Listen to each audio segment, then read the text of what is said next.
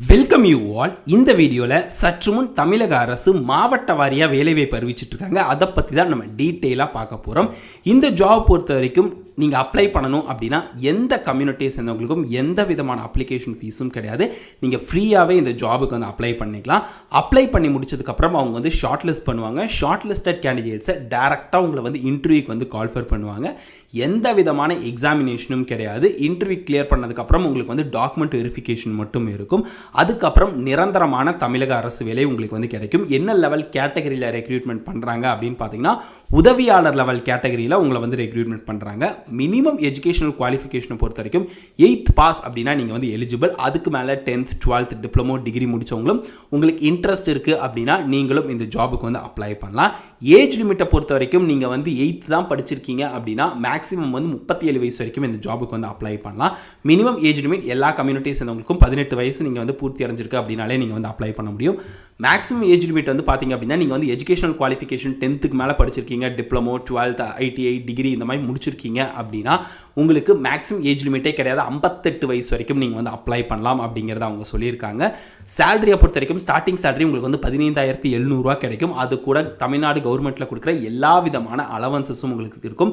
அதெல்லாம் சேர்த்து உங்களுக்கு வந்து ஃபர்ஸ்ட் மந்த் சேலரியே 18,000 உங்களுக்கு வந்து இருக்கும். அதுலேருந்து சேலரி இன்க்ரிமெண்ட் ஆகி 50,000 வரைக்கும் உங்களுக்கு வந்து சேலரி இருக்கும். ப்ளஸ் தமிழக அரசு கொடுக்கக்கூடிய எல்லா விதமான அலவன்சஸும் உங்களுக்கு வந்து கிடைக்கும்.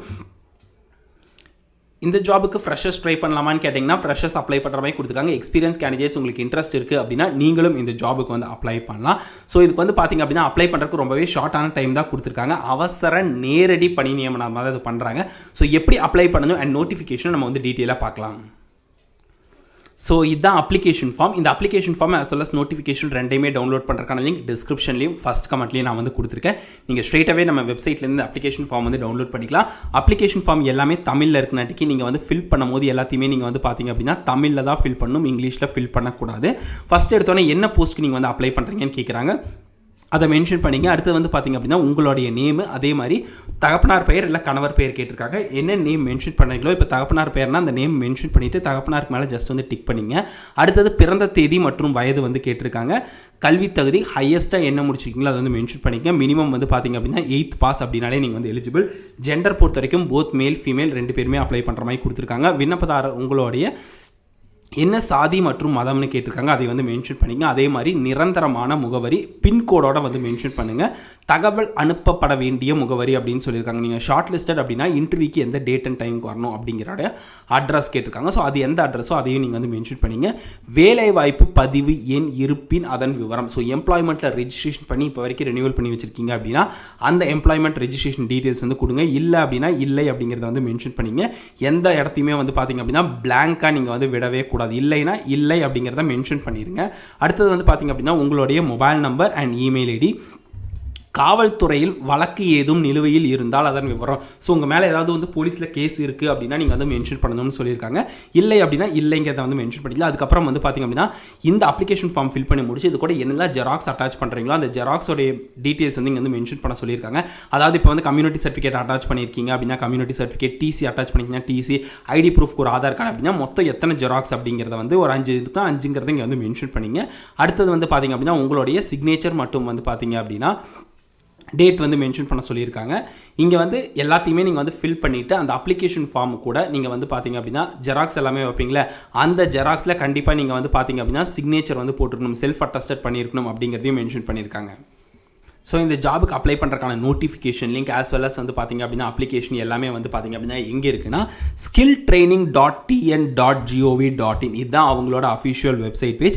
வேலைவாய்ப்பு மற்றும் பயிற்சி துறை இயக்குனர் தான் சொல்லுவாங்க, இல்லைன்னா directorate of employment and training. இங்கிருந்து நிரந்தரமான தமிழக அரசு வேலை இப்போ வந்து அறிவிச்சிருக்காங்க. ஸோ இதான் வந்து பார்த்திங்க அப்படின்னா தமிழ்நாடு கவர்மெண்ட்டோட அஃபிஷியல் வெப்சைட் பேஜ். இங்கே வந்து பார்த்திங்க அப்படின்னா நிறைய நோட்டிஃபிகேஷன்ஸ் வந்து ரிலீஸ் பண்ணிகிட்டு இருப்பாங்க.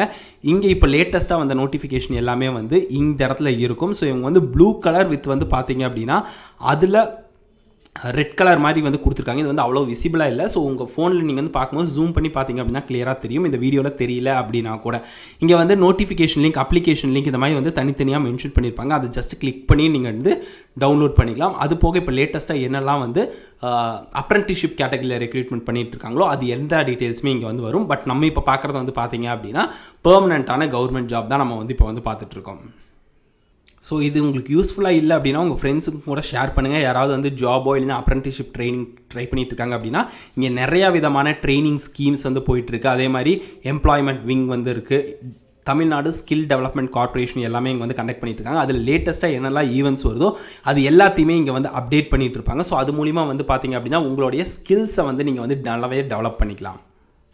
ஸோ இதுதான் அந்த நோட்டிஃபிகேஷன். ஃபஸ்ட்டு வந்து பார்த்திங்க அப்படின்னா அரசு நாள் தொழில் பயிற்சி நிலையத்தில் வந்து பார்த்திங்க அப்படின்னா மாவட்ட வாரியாக வந்து வேலைவாய்ப்பு அறிவிச்சிட்ருக்காங்க. நிறைய பேருக்கு வந்து டெய்லி வந்து ஜாப் பார்க்குறவங்களுக்கு வந்து தெரியும். கிட்டத்தட்ட வந்து பார்த்திங்க அப்படின்னா இப்போ வரைக்கும் லாஸ்ட் ஒரு 1 மந்தில் மட்டும் 10 டிஸ்ட்ரிக்ட் வந்து பார்த்திங்க அப்படின்னா அவங்க இந்த நோட்டிஃபிகேஷன் வந்து ரிலீஸ் பண்ணிட்டாங்க. நீங்கள் எந்த டிஸ்ட்ரிக்கோ அந்த டிஸ்ட்ரிக்டோட நேமை வந்து கீழே கமெண்ட் செக்ஷனில் கமெண்ட் பண்ணுங்கள். கண்டிப்பாக உங்கள் டிஸ்ட்ரிக் வரும்போது நம்ம சேனலை வந்து அப்டேட் பண்ணுறேன்.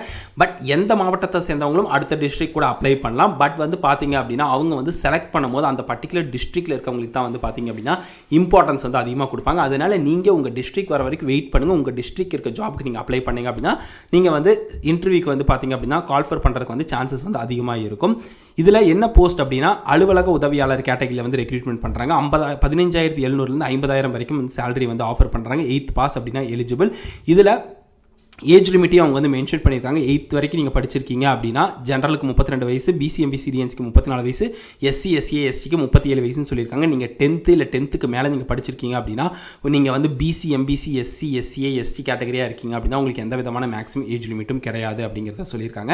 அண்ட் இது வந்து பார்த்திங்க அப்படின்னா எந்த கம்யூனிட்டிக்கு அவங்க வந்து அலாட் பண்ணியிருக்காங்க அப்படிங்கிறதையும் வந்து மென்ஷன் பண்ணியிருக்காங்க. அந்த கம்யூனிட்டி சேர்ந்தவங்க தான் வந்து அப்ளை பண்ண முடியும். அண்ட் உங்களுடைய டிஸ்ட்ரிக்ட் நேம் என்ன அப்படிங்கிறத மறக்காமல் கீழே கமெண்ட் பண்ணுங்கள். கண்டிப்பாக உங்கள் டிஸ்ட்ரிக்ட் வரும்போது நான் வந்து அப்டேட் பண்ணுறேன்.